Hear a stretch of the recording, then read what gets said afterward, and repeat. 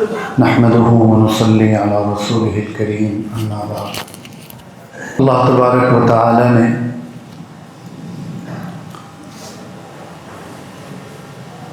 مسلمانوں کو، امت مسلمہ کو خیر امت یعنی بہترین امت قرار دیا ہے، لیکن عزت اور ذلت کا جو کرائیٹیریا ہے، اس کا بیس، اس کی بنیاد مسلمان ہونا یا نہ ہونا نہیں ہے، بلکہ اس کی بنیاد اللہ تعالیٰ کا مطیع و فرما بردار ہونا اور نہ ہونا ہے۔ کسی بھی انسان کو، یا یوں کہیں کہ کسی بھی مسلمان کو اور اس امت کو عزت جو ملے گی وہ اللہ کی فرما برداری اور اللہ کی اطاعت پر ملے گی۔ اگر یہ امت اللہ کی نافرمانی کرے گی اور اطاعت نہیں کرے گی تو اس کو عزت نہیں مل سکتی، ذلت ہی اس کا مقدر ہوگی۔ تو بہترین امت اور خیر امت قرار دینے کے ساتھ ساتھ اللہ تعالیٰ نے اس امت کے لیے یہ ضابطہ بھی بنا دیا ہے۔ دنیا کے دوسرے انسان ہو سکتا ہے انہیں اللہ کی نافرمانی کرتے ہوئے بھی عزت مل جائے، لیکن مسلمانوں کے ساتھ ضابطہ بالکل الگ ہے۔ ہر انسان کمزور ہے اور شیطان بہت طاقتور ہے۔ اللہ تعالیٰ سے مہلت لے کر آیا ہے، اللہ تعالیٰ نے اس کو قیامت تک کی زندگی بھی دی ہے اور طاقت بھی دی ہے۔ انسان کمزور ہے تو شیطان انسان کو بہکا بھی دیتا ہے، گناہ میں بھی مبتلا کر دیتا ہے۔ نبی اور صحابہ کے علاوہ، نبی تو معصوم ہیں، ان سے گناہ ہو ہی نہیں سکتا، اور صحابہ کرام محفوظ ہیں، اللہ تعالیٰ بغیر توبہ کے ان کو موت نہیں دیتے۔ یعنی صحابی ہے اور اس سے اگر کوئی گناہ ہوا تو اس کو اللہ تعالیٰ اس کی زندگی میں ہی ختم کر دیں گے۔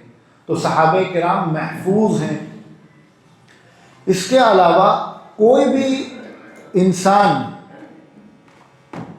کوئی بھی امتی یہ کلیم نہیں کر سکتا کہ وہ گناہوں سے پاک ہے یا اس سے گناہ نہیں ہو سکتا۔ بڑے سے بڑا پیر ہو، بڑے سے بڑا عالم اور مفتی ہو، یا عام دیندار مسلمان ہو یا بے دین ہو، کوئی بھی پڑھا لکھا ہو کہ جاہل ہو،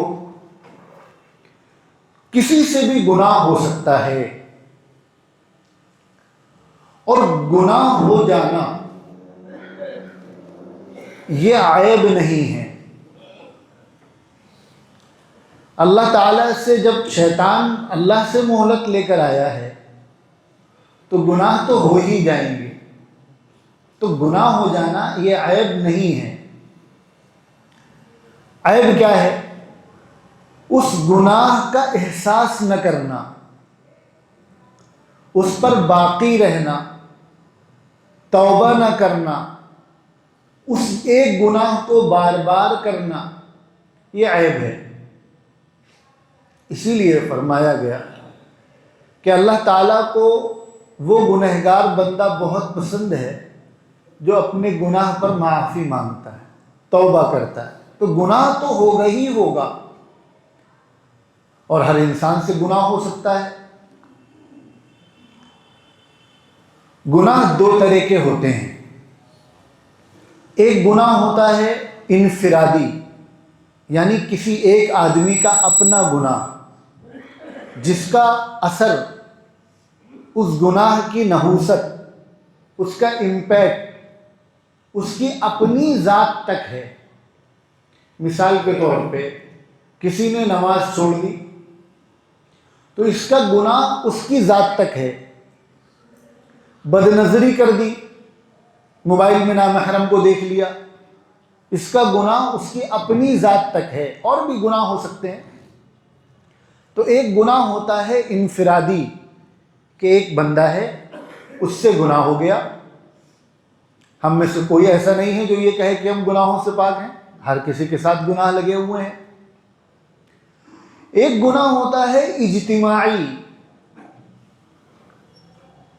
اچھا، جو انفرادی گناہ ہوتے ہیں ان میں بھی دو طرح کے گناہ ہوتے ہیں۔ ایک گناہ ہوتا ہے جو چھپ کر کیا جائے، ایک گناہ ہے جو علل اعلان کیا جائے۔ مثال کے طور پہ اللہ کا کوئی بندہ کسی گناہ میں مبتلا ہے اور وہ رات کی تاریکی میں اپنے کمرے کے اندر تنہائی میں گناہ کر رہا ہے، تو وہ ایک الگ گناہ ہے۔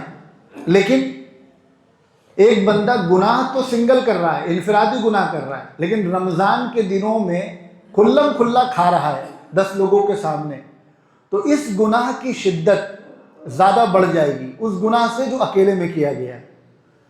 تو انفرادی انڈیویجول جو گناہ ہے اس کی بھی دو قسمیں ہیں، ایک ہے چھپ کر گناہ کرنا اور ایک ہے کھل کر گناہ کرنا۔ تو چھپ کر گناہ کرنا بھی گناہ ہے لیکن اس کی کیٹیگری نیچے ہے، اور کھل کر علل اعلان کوئی گناہ کیا جائے تو اس کی کیٹیگری اوپر ہے، اس گناہ کی شدت، سنگینی زیادہ ہے۔ اسی طرح دوسری قسم کا گناہ ہے اجتماعی گناہ، یعنی اکیلے نہیں کیا گیا بلکہ بہت سارے لوگوں نے مل کر کیا۔ ایسا گناہ جس کا امپیکٹ دوسرے لوگوں تک بھی جا رہا ہے، دوسرے لوگ بھی اس گناہ میں مبتلا ہو رہے ہیں، اس کی بھی دو قسمیں۔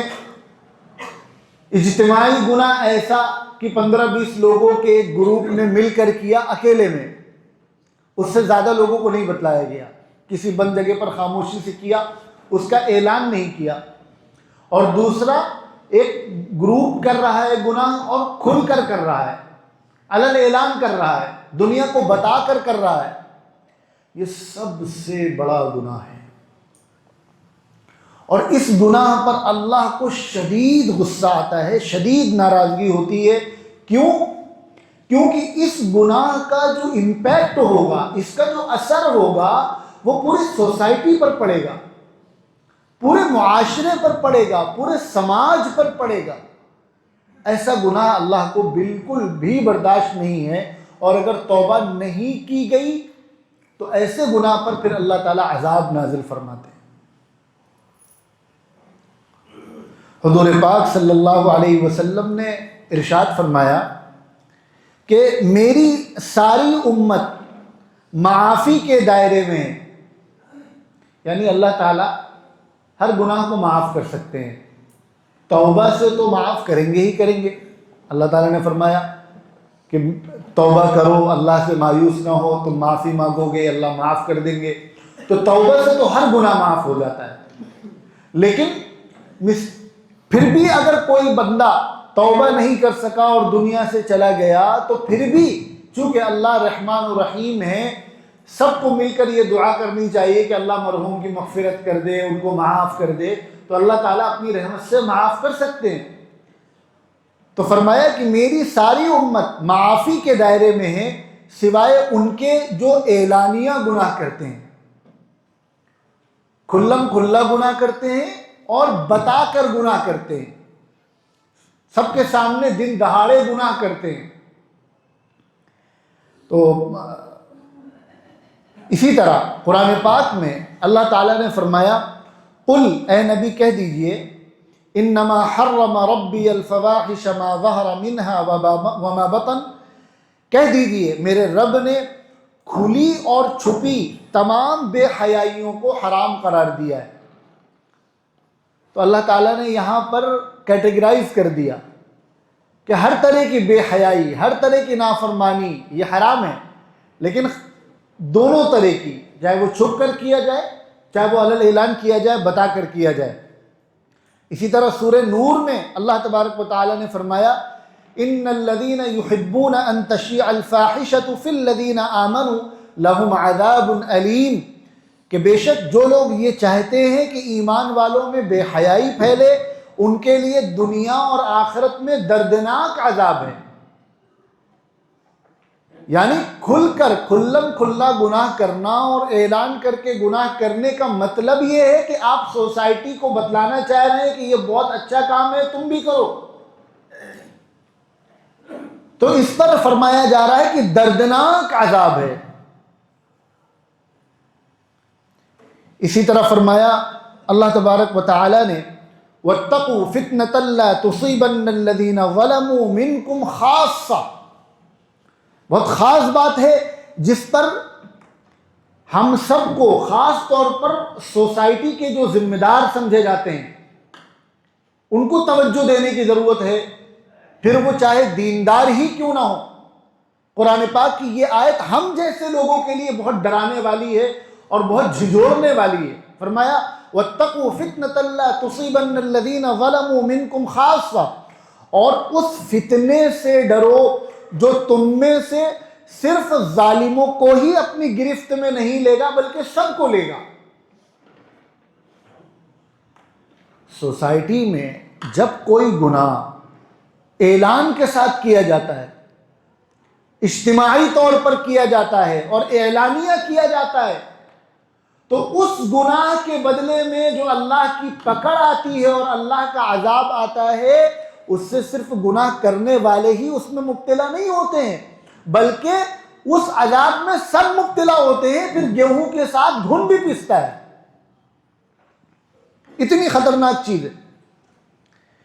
اسی طرح رسول پاک صلی اللہ علیہ وسلم نے فرمایا جب میری امت میں گناہ کھلے عام ہونے لگے تو اللہ تعالیٰ سب کو عذاب میں مبتلا کرتا ہے، پھر وہ مسجد میں بیٹھ کر تسبیح پڑھنے والا ہو، چاہے مدرسوں میں بیٹھ کر پڑھانے والا ہو، چاہے خانقاہ میں بیٹھ کر تزکیہ کرنے والا ہو، چاہے گھر گھر جا کر، بستی بستی جا کر لوگوں کو دین کی طرف بلانے والا ہو۔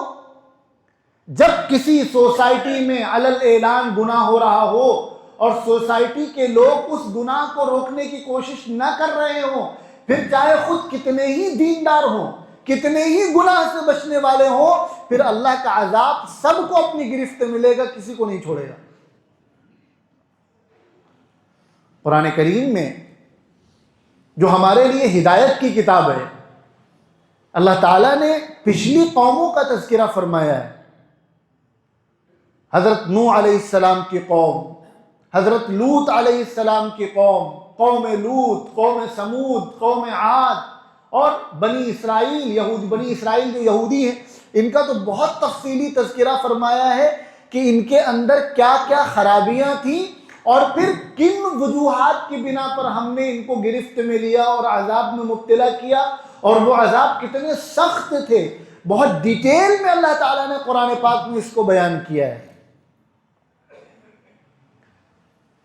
حضرت نوح علیہ السلام نے 950 سال، تقریباً 1000 سال اپنی قوم کو سمجھایا۔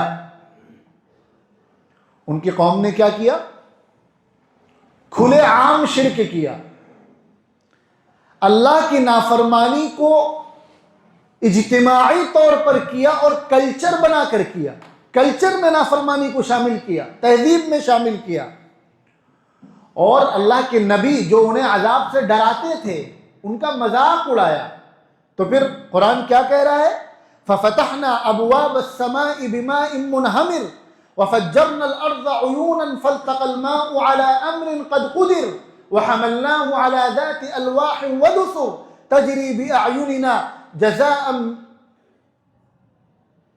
یہ سورہ قمر کی آیات ہیں جس میں اللہ تبارک و تعالیٰ فرما رہے ہیں کہ جب حضرت نوح علیہ السلام کی قوم نے اس طرح نافرمانی کی تو پھر ہم نے کیا کیا؟ آسمان سے موسلا دھار پانی کے دروازے کھول دیے، شدید بارش کی، اور زمین سے پانی کے چشمے ابالے، اور آسمان سے پانی برسا، زمین سے پانی نکلا اور پوری کی پوری قوم اس میں بہا دی گئی۔ اور قرآن کے جو الفاظ ہیں وہ کتنے ڈرانے والے ہیں۔ اللہ تعالیٰ فرما رہے کہ ہم نے نوح علیہ السلام سے ایک کشتی بنوا کر ان میں ان کو سوار کر دیا، ان کو بچا لیا، اور باقی لوگوں کو جو عذاب میں مبتلا کیا، اس لیے مبتلا کیا تاکہ انہوں نے جو میرے نبی کا عذاب سے ڈرانے والے کا مذاق اڑایا تھا ان کا بدلہ لے سکیں۔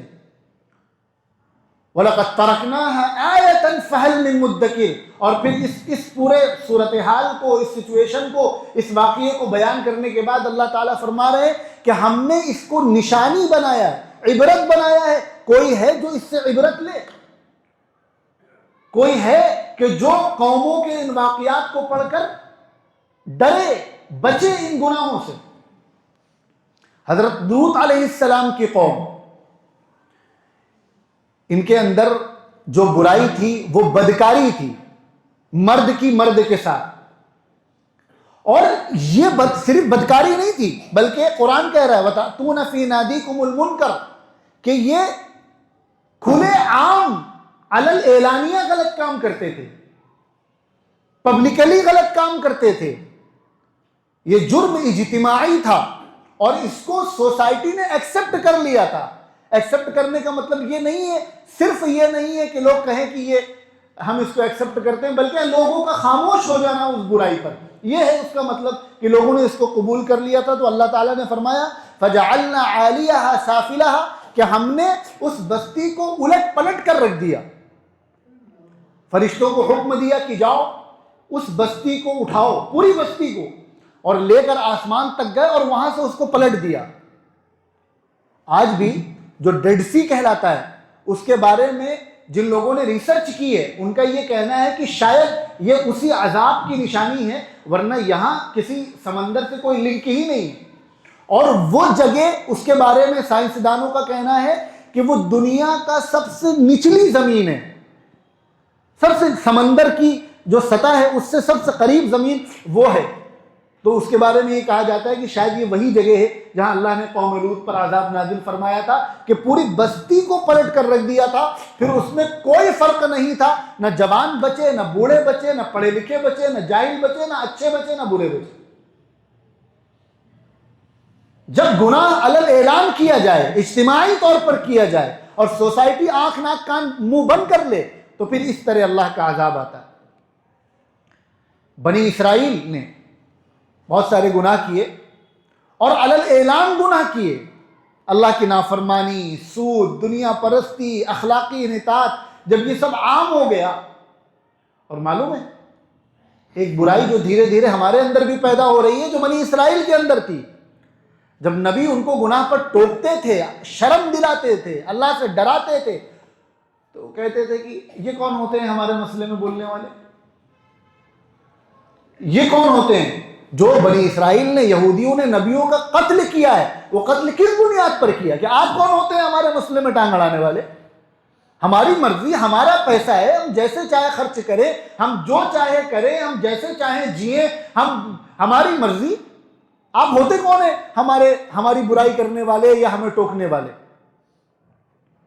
جب انہوں نے یہ کام کیا فَبِمَا نَقْضِهِمْ مِيثَاقَهُمْ لَعَنَّاهُمْ، تو اللہ تعالیٰ نے ان پر لعنت فرمائی ہے۔ امیجن کیجیے کہ اللہ کسی پر لعنت کرے تو وہ کتنا خطرناک معاملہ ہوگا اس کے ساتھ۔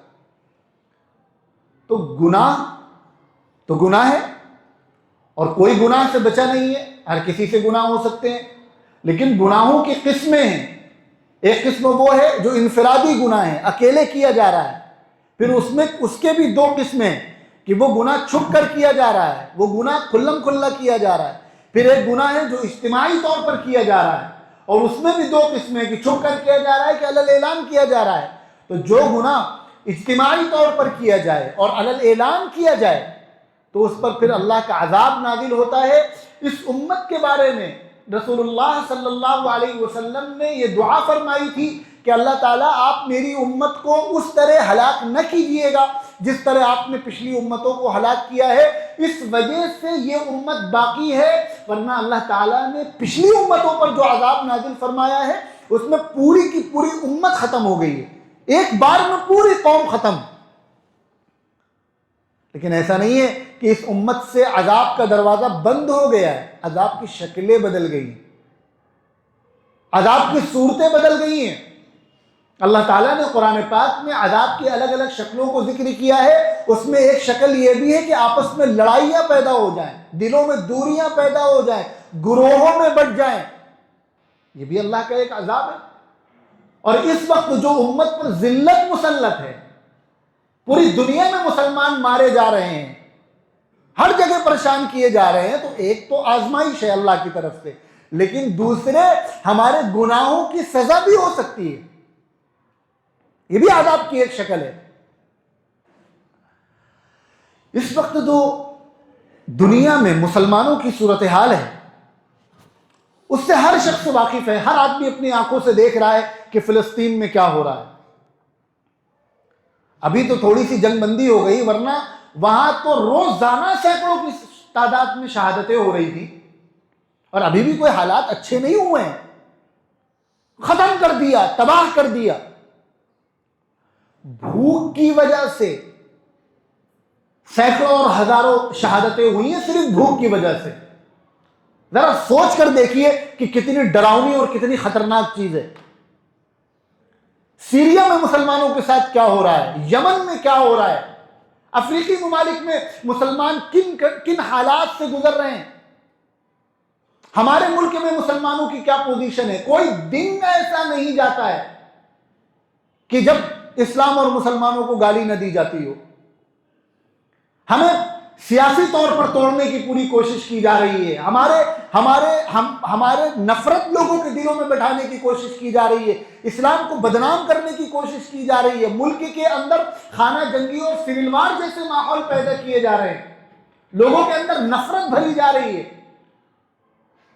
تعلیم میں مسلمان پیچھے، روزگار میں پیچھے، اخلاقی طور پر سماجی برائیاں ان کے اندر موجود ہیں.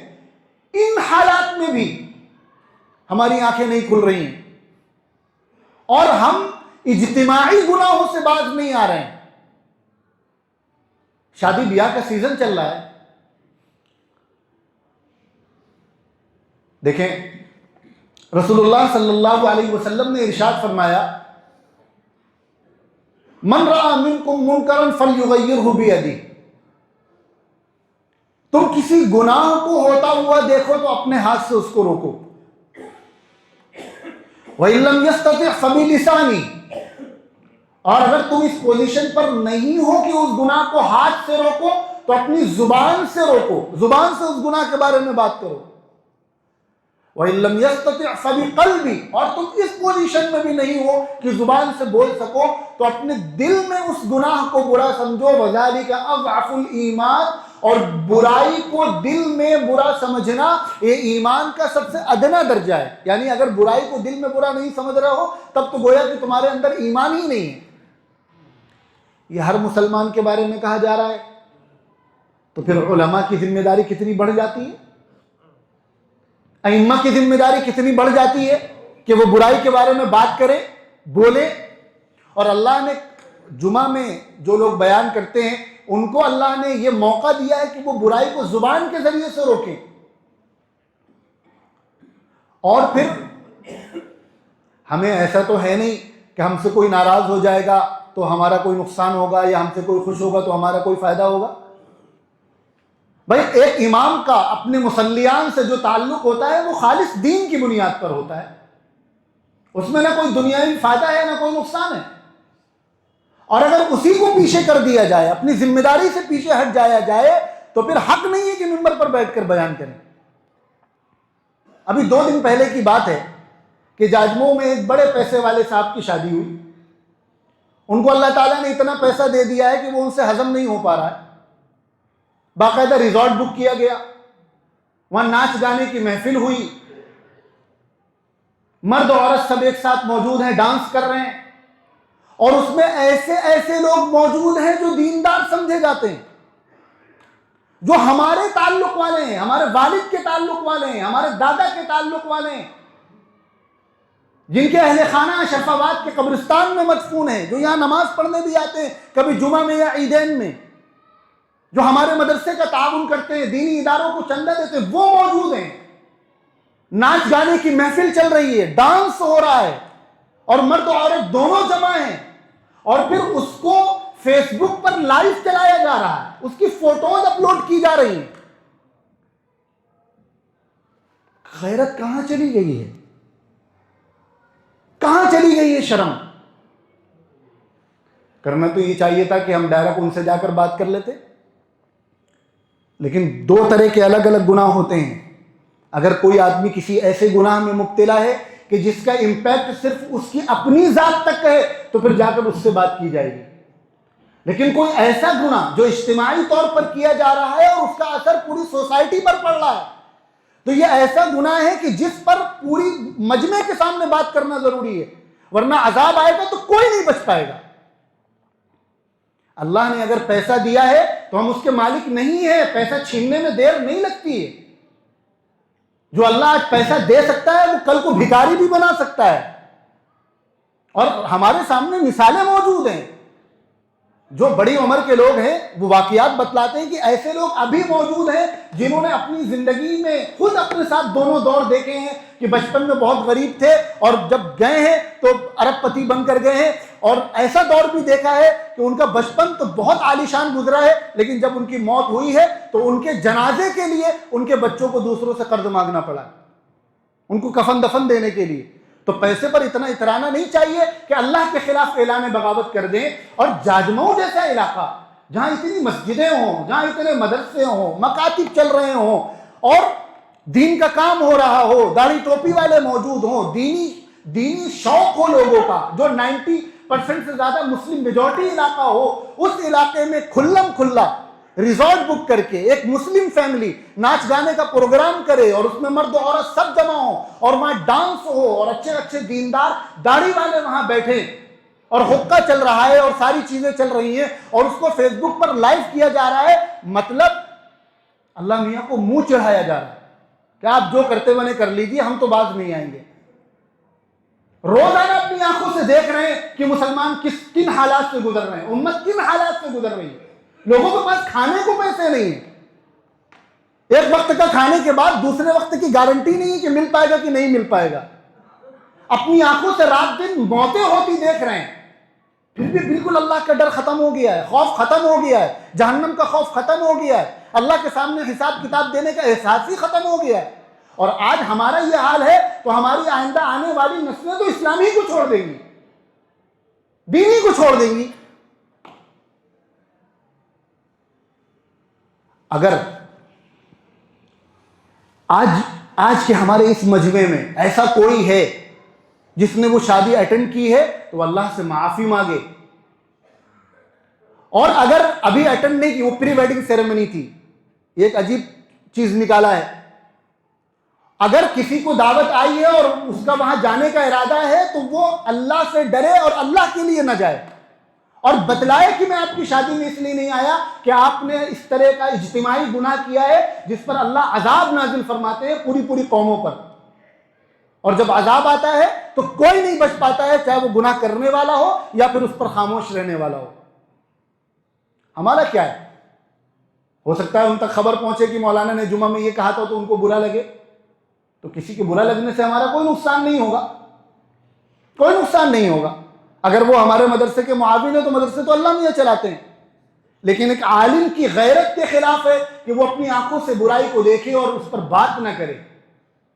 میں نے وہ دلی سے واپس آ رہا تھا، فیس بک کھولا تو وہ ہمارے ہی تعلق والے ہیں، جاننے والے، وہ اس کو لائیو چلا رہے تھے بہت مزے سے، فخریہ یعنی خوش ہو کر لائیو چلا رہے تھے. تو پہلے تو مجھے یہ لگا، پہلے تو چہرہ دیکھ کر شوق ہوا کہ ایسے ایسے لوگ یہاں موجود ہیں، اس مجلس میں موجود ہیں، یقین نہیں کر سکتے، یہ تو دیندار سمجھے جاتے ہیں. پھر یہ لگا شاید یہ پروگرام کہیں اور ہو رہا ہوگا، وہاں گئے ہوں گے، کسی اور کی شادی ہوگی.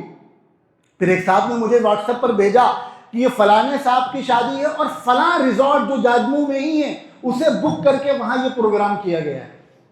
2 دن ہو گئے ہیں کہ عجیب بے چینی ہے، رات کی نیند حرام ہے. میں نے اپنے ساتھیوں سے کہا کہ مجھے جہاں موقع ملے گا میں اس کا تذکرہ کروں گا، بھائی میرے بس میں تو اتنا ہی ہے، ہم جا کر گربان پکڑ کر تو نہیں روک سکتے، لیکن جہاں جہاں اللہ نے موقع دیا اس کو ضرور ذکر کروں گا، اپنی ناراضگی کا اظہار کروں گا، تکلیف کا اظہار کروں گا. پھر باقی اللہ مالک ہے، جس کا دل چاہے وہ اس پر ساتھ دے، جس کا دل چاہے ساتھ نہ دے. ہمیں تو یہ کرنا ہی کرنا ہے. کسی کو برا لگے اچھا لگے، اللہ خوش ہو جائے، دنیا ناراض ہو جائے تو فائدے کا سودا ہے. تو ہماری آپ کی ذمہ داری ہے کہ ہم اپنی شادیوں میں بھی ہر ایسے گناہ سے بچیں جو اس نوعیت کا ہو. ویسے تو ہر گناہ سے بچنا چاہیے، لیکن خاص طور پر ایسا گناہ جو ڈائریکٹ عذاب کو دعوت دینے والا ہو. علل اعلان جو گناہ ہے، یہ جو پٹاخے پھوڑے جاتے ہیں بارات کے موقع پر، اور جو جہیز کی نمائش کی جاتی ہے، یہ ساری چیزیں اس میں داخل ہیں. اور ہم جو اس کو ہم نے نام رکھ دیا ہے اجتماع کا، کہ مولانا صاحب کو بلایا اور ان سے بات بیان کروایا، اس کے بعد ساری خرافات ہو رہی ہے، یہ سب کچھ اس میں داخل ہے. یہ وقت ہے کہ پوری امت اللہ سے ڈرے اور معافی مانگے اور ایسے گناہوں سے بچے، ورنہ ابھی کم پٹائی ہوئی ہے، ابھی بہت پٹائی ہونا باقی ہے. اللہ تبارک و تعالی ہم کو اللہ سے ڈرنے کی اور دوسروں کو ڈرانے کی، سمجھانے کی توفیق عطا